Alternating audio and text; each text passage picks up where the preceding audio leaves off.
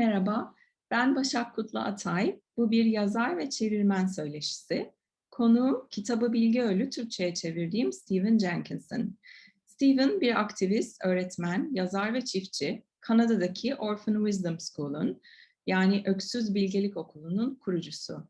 Aralarında yaz, ölüm ve yaşama sevgisi hakkındaki Bilge Öl'ün İngilizce adıyla Di Wise'ın da bulunduğu 4 kitabın yazarı. Kanadalı şarkıcı ve söz yazarı Gregory Hoskins ile başlattıkları yaz ve gizem geceleriyle uluslararası turnelere çıkıyor. Birlikte Dark Roads ve Rock Gods isimli albümleri var. Stephen Türkiye'de de bulundu. 18 Haziran 2019'da arkadaşım Sepin İnceer'in davetiyle İstanbul'a geldi ve Sepin'in eşi, çok özlediğimiz arkadaşımız Okan İnceer anısına Boğaziçi Üniversitesi Mezunlar Derneği'nde bir konuşma yaptı. Bugün Stephen'la Kitabı Bilge Öl ve tabii ölüm hakkında konuşacağız. Welcome, Stephen. Thank you for being here. Very welcome. I would like to start by asking asking something related to how Di Wise came into my life. I read the book shortly after my mother died, almost 5 years ago now. And the book, among many other things, it made me realize how well my mother died and how lucky I was to have that. She was diagnosed with pancreatic cancer and died within 38 days of her diagnosis. And at first, of course, we tried to save her, go after that, 1% chance of the miracle cure and whatnot. And my father, who is a physician, he knew that she was dying and that it would be very soon. So he wasn't up for any of that. And we were, of course, mad at him for not trying and all of that. So we started, my mother started a treatment for a very short time away from our hometown. And after a while, she said, stop. That she doesn't want it anymore and that she wants to go back home. And she didn't die sedated on a hospital bed. She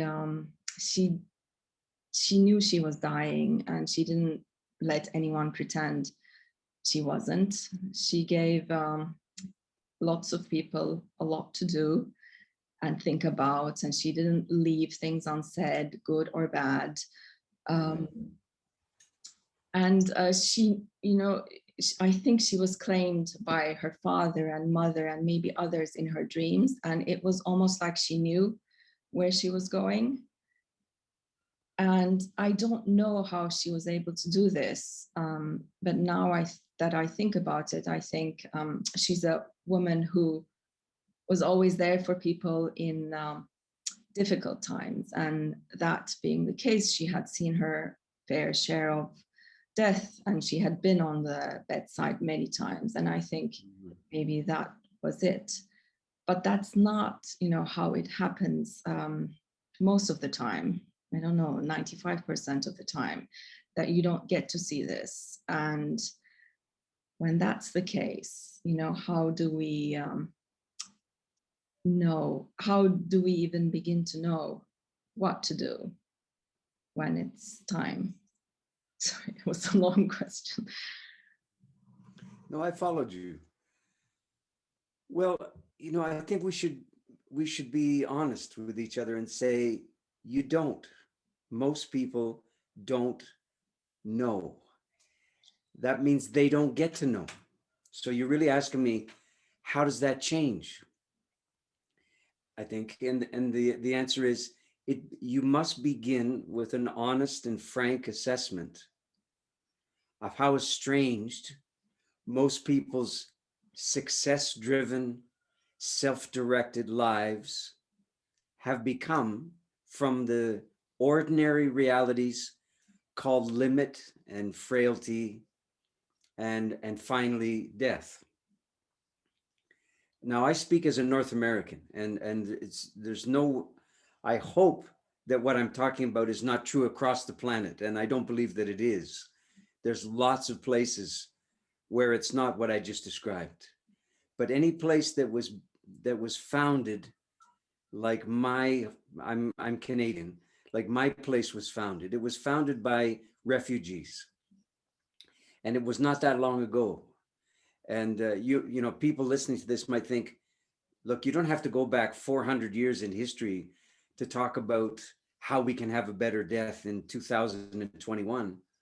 Oh, yes, you do. You most certainly do. If you want to understand how things have become as death phobic and death aversive as they've become, you can't do so by asking questions of your own personal psyche that only began during the course of your lifetime. Your questioning has to have a scale that's similar to the problems that you're wondering about, right? And so 400 or thereabouts years ago, a lot of very unhappy Europeans, the ones who could afford to leave, left. And they weren't going to some place that was a great promise and a great dream. They were running for their lives. They were running away from everything they knew. And they weren't running towards anything, no matter what anybody says. It's very clear that the unauthorized history of a place like North America is by and large a dark dream. That's how it began. And it's not clear that anyone has really awoken from that dark dream of hundreds of years ago. Because America, I don't mean the United States now, I mean the idea of America, it's a European fantasy, you see. It was founded by Europeans, and it remains European, and it remains a fantasy. And this is why they use the expression to this day, the American dream. Well, what's the nature of a dream? The answer is you're asleep. That's the only way you can dream. That means you're unconscious. And you know, the last 4 years of American politics are a very good illustration of utter unconsciousness. But it doesn't mean that there's no consequence. The consequences are real and this worldly and deeply troubling. So what is a sort of a political take on the current realities? And eventually we'll talk about the pandemic, I'm sure, in here. What has this got to do with the death phobia you're asking me about? And the answer is, where do you think it all came from? If people wanted to die in a better way than they do, I will just say that they would. Now, I know if you actually ask people, how would you like to die? Generally speaking, the imagery is one of calm and peace and resolve and, you know, lucidity, but not too much lucidity, that kind of thing. So how come it doesn't go that way if that's what people say that they want? And the general answer is people don't know how to do that. They don't know how to come to an ending that they're not in control of with those attributes, right? Okay, so there's a lot of a kind of existential ignorance about these matters, number one. Number two, there's a tremendous amount of confusion and fear around being in the hands of a high-tech medical environment. It's absolutely understandable. I'd feel virtually the same, and I kind of understand how it works. And then I think the most compelling piece that explains how things have come to be as they are is the tremendous gap that's opened up between the ordinary realities of being a limited human being and the kind of marketplace of ideas that constantly preys upon you to have you believe that you can do whatever you want and be whoever you want without limit. as long as you're not hurting anybody else, kind of thing. So a limitless life that's full of self-satisfaction, or the attempt to achieve self-satisfaction, does not prepare you for endings. It doesn't enable you to end. And I would say, from an English speaking point of view, ending is something you do. It's not something that happens to you. You have to undertake your ending, right? You have to know that that's the project. You have to have some fundamental understanding. How do these understandings come to you? The answer is, during the course of your life, you have been close enough to the deaths of other people, the way your mother was, such that nothing human is foreign to you. That's how you become a human being, not by being successful, but by being familiar with the range and the gamut of human possibility, including all the calamitous ones, all the unintended ones, all the unsought and dark ones.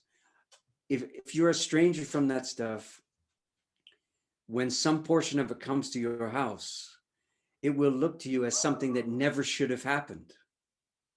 And this is why I say, you read the book, you heard me refer to the book of supposed to, this mythical, massive instructional video or manual for life that at least people in my part of the world, they open up all the time. I'm using this as a kind of mythic understanding, because the book doesn't actually exist in paper, but it certainly exists as a consequential thing.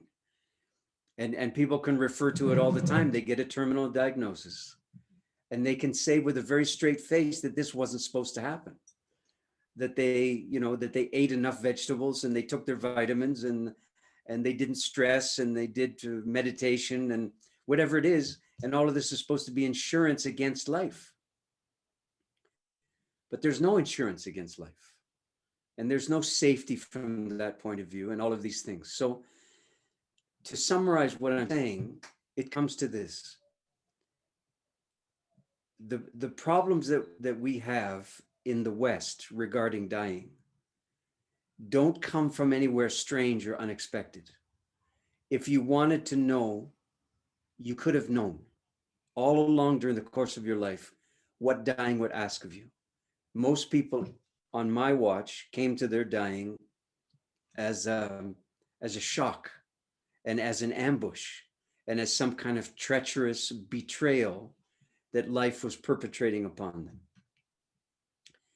And you're not going to die well when you come into your dying time with those kind of working assumptions and that kind of prejudice.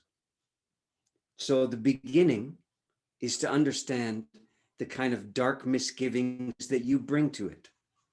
And the exceptions, like your mother, they're extremely useful, but they're useful as a prompt, you could say. I'm not sure that most people are educated by or encouraged by a good example of dying. I think what happens instead is the bad deaths that they hear about are much more present in their imagination than the good deaths are. And, we could have another talk about why that's true, why we're so much more influenced by the things we fear than the things we admire. But it seems to be true. And well, there's enough work to do to keep us busy for the rest of our lives, at least trying to do something about this.